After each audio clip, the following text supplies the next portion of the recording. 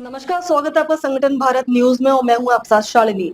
आइए बढ़ते हैं आज की बड़ी खबर। श्री कृष्ण भक्ति में डूबा मालाड, कथा समापन पर उमड़ी श्रद्धालुओं की भीड़। मुंबई के मालाड पश्चिम स्थित Goregaon sports club Glamora banquet hall में आयोजित 7 दिवसीय श्रीमद् भागवत सप्ताह ज्ञानयज्ञ को रविवार का भव्य और भावपूर्ण समापन हुआ। 7 दिनों तक चले इस आध्यात्मिक आयोजन में बड़ी संख्या में श्रद्धालु भक्ति रस में सराबोर नजर आए। प्रसिद्ध कथावाचक पंडित गोपाल मिश्रा जी ने भगवान श्री कृष्ण और सुदामा मिलन की मार्मिक कथा का ऐसा भावपूर्ण वर्णन किया कि श्रद्धालुओं की आंखें नम हो गई। कथा स्थल राधे राधे और जय श्री कृष्णा के जय घोष से गूंज उठा। श्री कृष्ण की बाल लीलाओं, राधा कृष्ण प्रेम और सुदामा की भक्ति का सुंदर वर्णन सुन भक्त भाव विभोर हो गए। इस भव्य आयोजन का संचालन सुरेंद्र शर्मा, राजश्री मिश्रा एवं समस्त शर्मा परिवार द्वारा किया गया। आयोजन स्थल को आकर्षक धार्मिक सजावट और झांकियों से सजाया गया था, जिसने श्रद्धालुओं का मन मोह लिया। कथा के दौरान पंडित गोपाल मिश्रा जी ने कहा कि श्रीमद् भागवत कथा मानव जीवन को सही दिशा देने वाला आध्यात्मिक मार्ग है। वहीं वरिष्ठ पत्रकार रामकिशोर त्रिवेदी ने कथा की सराहना करते हुए कहा कि इतनी सरल और भावपूर्ण प्रस्तुति उन्होंने पहले कभी नहीं सुनी। महाआरती और प्रसाद वितरण के साथ कार्यक्रम का समापन हुआ। मुंबई के मालाड से रौनक तिवारी की रिपोर्ट। भागवत कथा का दैनिक जीवन में क्या इफेक्ट है और कितना महत्वपूर्ण भागवत कथा हमारे जीवन में है, क्योंकि आज लोग सोशल मीडिया से ज्यादा जुड़ते जा रहे हैं।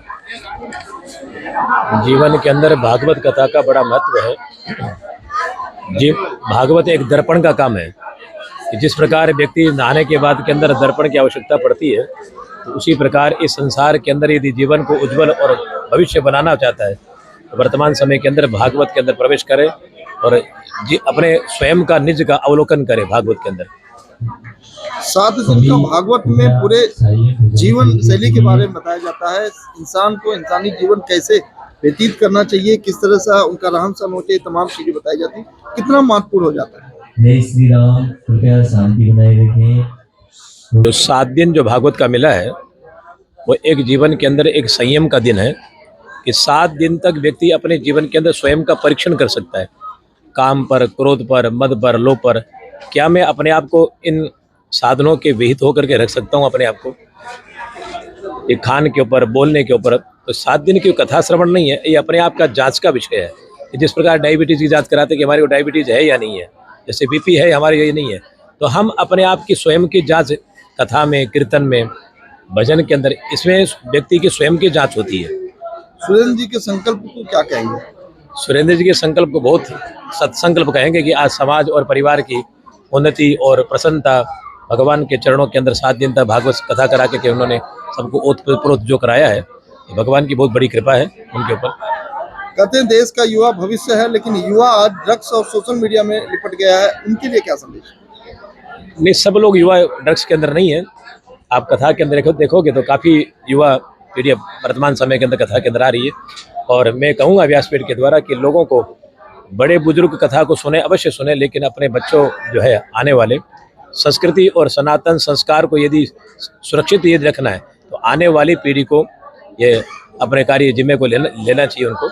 और गीता, गंगा, गोपी, इनके भावों को लेकर यदि चले, क्योंकि सनातन संस्कृति को बचाने के लिए 4 ही चीज़ हमारे यहाँ पर है, गंगा, गीता, गोपी और गायत्री।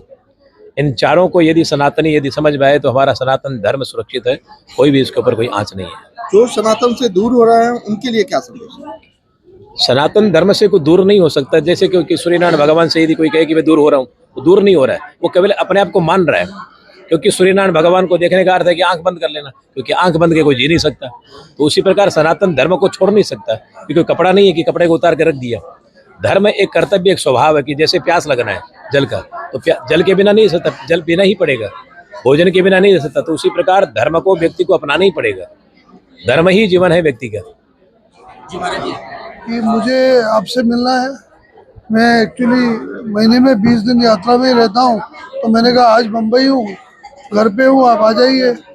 तो 12 बजे घर आ गए। उन्होंने मेरी पुत्री का नाम लिया कि वैदेही मेरी पुत्री है, कि इसने मुझे कहा है कि भागवत करनी है। मैं हर महीने वृंदावन जाता हूँ, माँ के बिहारी के दर्शन करता हूँ सालों से। तो मैंने कहा कि आदेश आ गया है कि भागवत करनी है, पुत्र के मुंह से निकला है। तो मैंने कहा करिए गुरुजी। तो उन्होंने कहा कब करोगे?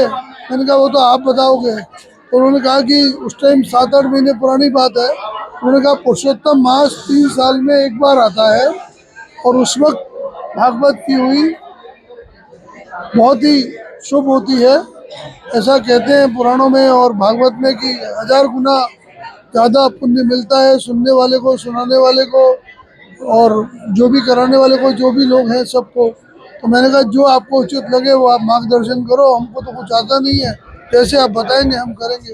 इस तरह से ये बीज पड़ा और आज इतना बड़ा बरगद के रूप में आपने देख लिया है कि हो गया है। भागवत की संकल्पना ही बहुत बड़ी बात होती है और आपने इसे संपूर्ण किया है। क्या कहेंगे इस बीच इन 7 दिनों में आपने भागवत सुना है, कोई अड़चन या इस तरह की कोई बातें आई कि आगे कैसे पूरा होगा? पहली बात तो ये है कि जब भागवत स्टार्ट हुई थी तो मन में मुझे कोई संकोच नहीं था। मुझे पता भी नहीं था कि भागवत क्या होती है, कैसे होती है, कितना खर्चा लगता है, क्या क्या तैयारी करनी पड़ती है। तो मैंने अपनी पत्नी राशि को कहा, बेटे वेदांत को, सिद्धांत को, बहू को, सिमरन को और मेरी बेटी वैदेही को और हमारी भतीजी है मनीषा, उसको मैंने कहा भाई आप लोग तैयारी करो, जैसे जैसे गुरुजी बताते हैं वैसे वैसे तब तैयारी करो, कि बहुत सारी तैयारियाँ होती हैं। भगवान कृष्ण का जन्म होता है, गोवर्धन पूजा होती है, अलग अलग भगवानों का अवतार होता है, तो उसके हिसाब से सब तैयारियाँ करनी पड़ती है। तो इन्होंने वो सब तैयारियाँ की। उसके बाद में फिर हुआ कि करेंगे कहाँ, तो फिर मेरे को लगा कि गोरेगांव स्पोर्ट्स क्लब में करते हैं, नज़दीक पड़ेगा, सबके लिए अच्छा रहेगा। लेकिन मुझे ये अंदाज नहीं था कि भागवत से लोग इतना प्रेम करेंगे, वरना मेरे लिए जगह बहुत छोटी है, 2-4 हज़ार आदमी नहीं आए तो मुझे आनंद भी नहीं आता है।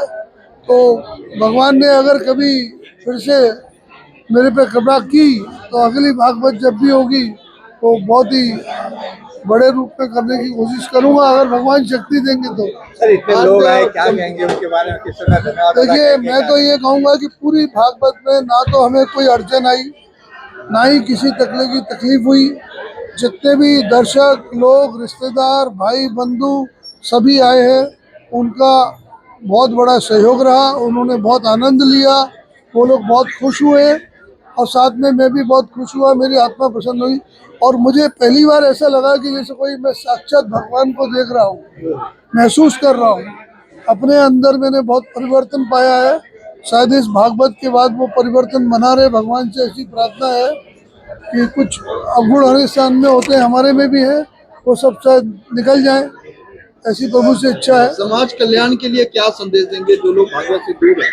देखिए समाज कल्याण के लिए तो मेरे पास एक ही संदेश है कि जितनी भी युवा पीढ़ी है, परिवार हैं, परिवारों में बुजुर्ग हैं, जवान हैं, काम करने वाले हैं, नौकरी करने वाले हैं, व्यापार करने वाले हैं, किसी भी प्रोफेशन में हो, जो सनातन से जुड़े हैं, उन सबको जब कभी भी भागवत कहीं होती हो या कहीं हो रही हो, सुनने का मौका मिले तो ज़रूर जाना चाहिए, क्योंकि उसमें जो ज्ञान और जो भगवान का ये व्यासपीठ बोलते हैं, इसमें ऐसा बोला जाता है कि व्यास जी खुद बोलते हैं, उसमें जो वक्ता है उनके अंदर वो आ जाते हैं और वो बोलते हैं, तो वो जो शब्द निकलते हैं वो आत्मा को छू जाते हैं। तो मेरा ये कहना है कि सब बच्चों को, जैसे ये यंग अभी देखिए आपके मीडिया के साथी हैं, इन सबको भी अगर कभी मौका मिले, आप लोगों को भी मौका मिले तो आपको जरूर बैठना चाहिए। और ऐसा बोला जाता है कि भागवत की कथा में, जैसा गुरुजी ने कहा है, मैंने इसलिए माना है कि अगर कोई बिल्ली भी जा रही है और उसके कान में 2 मंत्र पड़ गए तो वो भी मुक्ति पा जाती है। तो हम तो इंसान हैं। ये मेरे पास कहने के लिए कुछ ज़्यादा शब्द नहीं है, क्योंकि ये कथा इतनी मनभावन थी कि मैं पूरी तरह से कथा में डूबा रहा। और भागवत अपने आप में मोक्षदायिनी है, मोक्ष को देने वाली है। और भगवान कृष्ण की जो लीलाएं हैं उनके बारे में क्या कहना है, साल भर अगर उनका बखान करते रहो तो भी कम है। पिछले 17 मई से जो यहाँ ज्ञान की गंगा बही, प्रेम की कथा बही, प्रेम रस बहा और श्रोताओं ने आनंद लिया, ऐसा अद्भुत आनंद मैंने भागवत बहुत बार श्रवण किया है, लेकिन ये जो आयोजन है, ऐसा अद्भुत आनंद मैंने पहली बार देखा। मैं सुरेंद्र शर्मा जी, जो हमारे बड़े भाई भी हैं, भाई हेमंत जी जो हमारे बड़े भाई हैं, उन्होंने जैसा बताया आपको, उसके अनुसार यहाँ पर कोई भी व्यक्ति एकदम पिन साइलेंट रहा है, क्योंकि पंडित गोपाल मिश्रा जी के मुखार बिंदु से जब कथा शुरू हुई तो लोग 3-3, 4-4 घंटा बैठे रहे। रुक्मिणी विवाह, राधा वियोग और सुदामा चरित्र तो आप लोगों ने, सब लोगों ने देखा ही है, बहुत अद्भुत रहा है। मैं बड़े भाई सुरेंद्र शर्मा को बहुत बधाई और धन्यवाद देता हूँ। शर्मा परिवार खूब फूले पले, इसी तरह से प्रसन्न रहे। और जैसा हेमंत भाई ने कहा कि साल में एक बार ऐसा आयोजन होना चाहिए, तो ऐसा आयोजन भगवान श्री कृष्ण की कृपा से होता रहे, हम सब लोगों को बड़ा आनंद आएगा।